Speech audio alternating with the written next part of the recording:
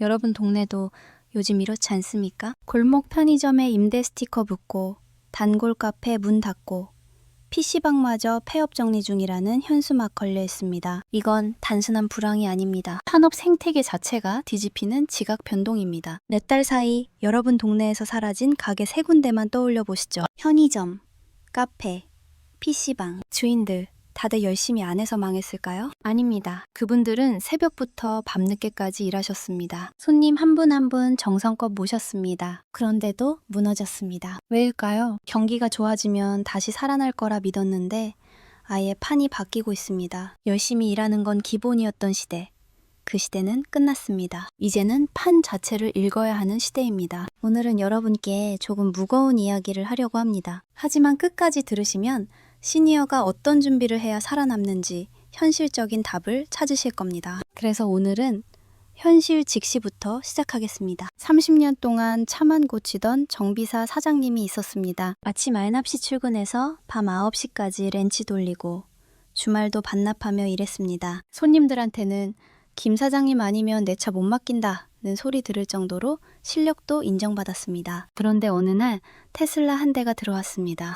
전기차였습니다. 진단기를 꽂으려고 보니까 단자부터 달랐습니다. 장비도 없었고 소프트웨어 권한도 없었습니다. 부품은 제조사 직영 서비스 센터에서만 구할 수 있었습니다. 30년 경력이 무색하게 그 차 앞에서 아무것도 할 수 없었습니다. 그날 이후 전기차 손님들은 하나둘 발길을 끊었습니다. 예전엔 5,000km만 타도 엔진오일 갈고 소모품 교체하느라 북적였는데 요즘 차는 20만 킬로미터를 큰 문제 없이 타버립니다. 정비 주기가 길어지니 수입이 뚝 떨어졌습니다. 임대료는 그대로인데 매출만 반토막 났습니다. 결국 그 사장님은 간판을 내리고 공구 상자를 정리했습니다. 30년 동안 쌓아온 손기술도 경력도 단골 고객도 한순간에 무용지물이 됐습니다. 이게 지금 우리가 살고 있는 시대입니다. 30년, 40년 한 길만 파면 평생 먹고 살 줄 알았죠. 그런데 지금은 경력이 아니라 판이 먼저 무너집니다. 제 목소리가 오늘 조금이라도 도움 또는 위로가 되었다면 구독과 좋아요로 함께 마음을 나눠주세요. 댓글에 기대라고 남겨주시면 다음 이야기에서 더 도움되는 정보와 콘텐츠로 찾아올게요. 여러분께 묻겠습니다. 여러분이 평생 해온 일, 지금도 10년 후에도 똑같이 통할 거라고 확신하십니까? 아니면 이미 조금씩 흔들리고 있다는 걸 느끼고 계십니까? 지금 당장 할 수 있는 행동이 있습니다. 오늘 저녁 노트 한 장 꺼내서 여러분이 평생 해온 일을 적어보세요. 그리고 그 일이 10년 후에도 존재할지 솔직하게 한번 생각해 보세요. 이게 첫걸음입니다. 지금 무너지는 업종들은 따로 떨어진 사건이 아닙니다. 하나의 큰 흐름으로 묶여 있습니다. PC방은 왜 무너졌을까요? 모바일 게임, 클라우드 게임이 나오면서 집에서도 카페에서도 게임을 할 수 있게 됐습니다. 굳이 PC방에 가서 시간당 돈 내고 앉아있을 이유가 사라진 겁니다. 학원, 문구점, 패스트푸드점은 왜 무너졌을까요? 저출산입니다. 청년 인구가 줄어들면서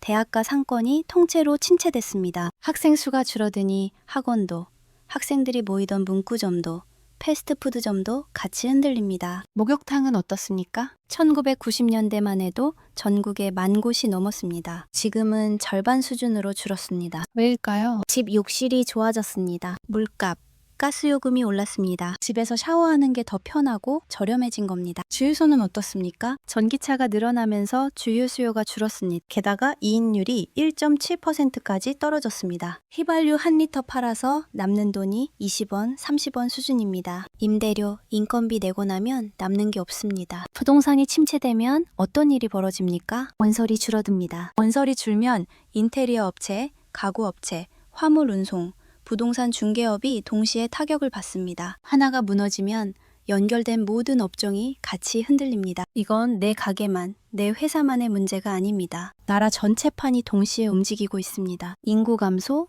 기술 변화, 소비 패턴 변화, 이 세 가지가 동시에 일어나고 있습니다. 판이 바뀔 땐 제일 늦게 움직이는 세대가 제일 크게 다칩니다. 그 세대가 바로 우리 시니어입니다. 젊은 세대는 빠르게 적응합니다. 전기차 나오면 전기차 배우고 배달 플랫폼 나오면 배달 일 시작하고 새로운 업종 나오면 바로 뛰어듭니다. 하지만 우리는 어떻습니까? 30년, 40년 한 가지 일만 했습니다. 그 일이 무너지면 다른 거 시작하기가 너무 두렵습니다. 그래서 더 큰 타격을 받는 겁니다. 자영업자 김 씨는 퇴직금 1억 5천만 원을 털어서 작은 김밥집을 차렸습니다. 동네 상권 괜찮고 유동인구 많고 자신 있었습니다. 아침 6시에 일어나 재료 준비하고 밤 10시까지 가게 지켰습니다. 김밥 한 줄 4,000원, 5,000원에 팔았습니다. 하루 매출 50만 원. 한 달이면 1,500만 원 정도 나왔습니다. 괜찮아 보였습니다. 하지만 실제로 손에 쥐는 돈은 거의 없었습니다. 김값, 계란값, 햄값, 포장비가 생각보다 많이 나갔습니다. 배달앱 수수료 15%에서 20% 떼이고 임대료 월 200만 원 내고 전기세, 가스비 내고 나면 남는 게 없었습니다. 1년 버텼습니다. 하지만 적자가 계속 쌓였습니다. 결국 가게 문 닫고 나니 퇴직금은 다 날렸고 빚만 2천만 원 남았습니다. 이게 한 줄 수입에 올인한 시니어의 현실입니다. 김밥 한 줄로만 승부 보려다가 인생 전체가 무너진 겁니다. 반대로 박 씨는 다른 선택을 했습니다. 퇴직금 1억 5천을 가게에 몰빵하지 않았습니다. 3천만 원은 배당주에 투자해서 월 30만 원 배당 수입을 만들었습니다. 5천만 원은 예금에 두고 비상금으로 남겨뒀습니다. 나머지 돈으로 주 23일 가볍게 할 수 있는 택배 알바를 시작했습니다. 월 80만 원 정도 벌었습니다. 그리고 평생 해온 기계 정비 경험을 살려서 유튜브에 작은 강의 영상을 올렸습니다. 구독자가 늘면서 광고 수입이 월 20만 원 나오기 시작했습니다. 배당 30만 원, 택배 알바 80만 원, 유튜브 20만 원, 총 130만 원입니다. 많은 돈은 아닙니다. 하지만 세 줄로 나눠져 있으니 한 줄이 끊겨도 버틸 수 있습니다. 김할아버지는 스마트폰을 잘 못 다룹니다. 배달 앱을 못 써서 항상 전화로 주문합니다. 그런데 전화 주문은 배달비가 더 비쌉니다. 은행 앱을 못 써서 은행 창구에 직접 갑니다. 그런데 요즘 은행은 창구 수수료를 따로 받습니다. 버스 앱을 못 써서 언제 버스 오는지 모릅니다. 그래서 정류장에서 한참을 기다립니다. 할인 쿠폰, 멤버십 포인트도 다 놓칩니다. 똑같은 물건을 사도 더 비싸게 삽니다. 기술을 모르면 매일매일 손해를 봅니다. 부산의 한 정비사는 달랐습니다. 전기차가 늘어나는 걸 보고 유튜브로 전기차 배터리 구조를 공부했습니다. 온라인 커뮤니티에서 전기차 튜닝 정보를 찾아봤습니다. 그리고 제조사 직영점에서 해주지 않는 서비스에 집중했습니다. 전기차 배터리 케어, 소음 차단제 시공, 서스펜션 튜닝 이런 것들을 전문으로 하는 가게로 전환했습니다. 그랬더니 전국에서 예약이 몰렸습니다. 엔진 정비는 못하지만 전기차 전문 튜닝은 할 수 있게 된 겁니다. 매출이 오히려 더 늘었습니다. 이 씨는 평생 카센터를 했습니다. 30년 동안 엔진 고치고 부품 갈고 손님 응대했습니다. 그런데 가게 문 닫고 나니 자신이 누군지 모르겠더랍니다. 나는 카센터 사장이다. 그게 정체성 전부였으니까요. 카센터 없는 나는 뭐지? 카센터 말고 뭘 할 수 있지? 막막했습니다. 그때 복지관 상담사가 물었습니다. 사장님, 30년 동안 차 고치면서 뭘 제일 잘하셨어요? 이 씨는 생각해봤습니다. 엔진 고치는 것보다 문제를 진단하는 게 더 잘 맞았습니다. 손기술보다 고객이 뭘 불편해하는지 듣고 해결해주는 게 더 좋았습니다. 그래서 노트에 적어봤습니다. 문제 진단 잘함, 손기술 있음, 고객 응대 잘함, 성실함. 이게 자기 강점이었습니다. 이 강점들을 가지고 다른 일을 찾아봤습니다. 최씨 부부는 매달 빠듯하게 살았습니다. 자동차 2대, 넓은 평수 아파트, 각종 구독 서비스, 외식비, 자녀 지원. 월급은 그대로인데 지출은 계속 늘었습니다. 퇴직하고 나니 더 힘들었습니다. 수입은 반으로 줄었는데 지출 구조는 그대로였으니까요. 차 2대 유지비만 월 80만 원, 아파트 관리비 30만 원, 통신비 15만 원, OTT 구독료 3만 원, 골프 회원권 유지비 20만 원, 고정비만 월 150만 원이 넘었습니다. 연금 200만 원 받아도 고정비 떼고 나면 50만 원밖에 안 남았습니다. 그걸로 식비, 병원비, 경조사비 다 내야 했습니다. 매달 적자였습니다. 반대로 박 씨 부부는 달랐습니다. 차 한 대 정리했습니다. 평수 줄여서 작은 집으로 이사했습니다. 통신비 요금제 낮추고 OTT도 하나만 남기고 다 끊었습니다. 골프 대신 동네 공원에서 걷기 시작했습니다. 고정비를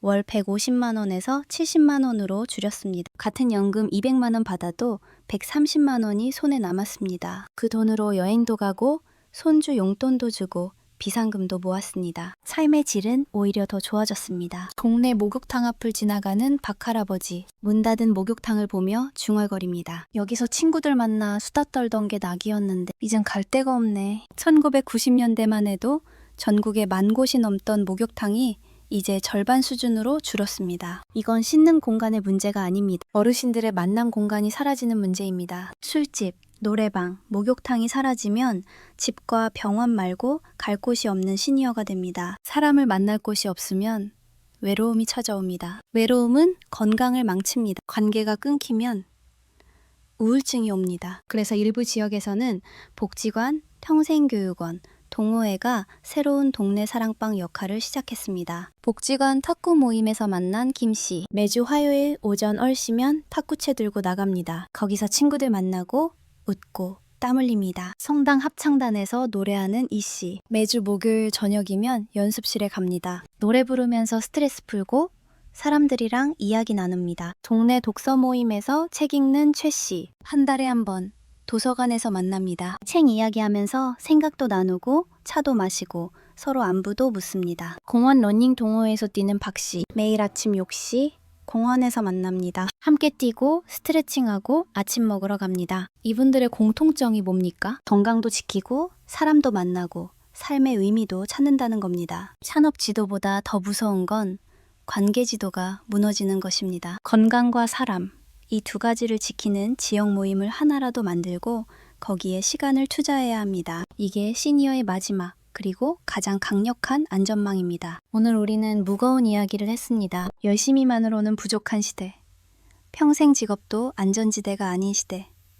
산업 생태계 전체가 뒤집히는 시대를 살고 있다는 이야기였습니다. 하지만 절망하지 마세요. 대비할 방법은 있습니다. 수입원을 여러 줄로 나누세요. 기술 문해력을 조금씩 키우세요. 직업 정체성을 기능 단위로 다시 정의하세요. 고정비를 줄여서 작게 사는 훈련을 하세요. 그리고 관계와 건강을 지키는 지역 모임에 참여하세요. 이 5가지만 실천해도 여러분은 살아남을 수 있습니다. 아니, 살아남는 것을 넘어서 새로운 인생 2막을 열 수 있습니다. 판이 바뀌는 건 두렵습니다. 하지만 판이 바뀔 때가 기회이기도 합니다. 옛날 방식으로 하던 사람들이 무너질 때 새로운 방식으로 준비한 사람들은 오히려 기회를 잡습니다. 여러분도 그 기회를 잡을 수 있습니다. 늦지 않았습니다. 오늘부터 시작하세요. 노트 한 장 꺼내서 여러분의 강점을 적어보세요. 가계부를 펴서 고정비 항목을 체크해보세요. 복지관에 전화해서 프로그램을 알아보세요. 자녀에게 부탁해서 배달 앱 하나 배워보세요. 작은 실천 하나가 여러분의 인생을 바꿉니다. 오늘 이 이야기가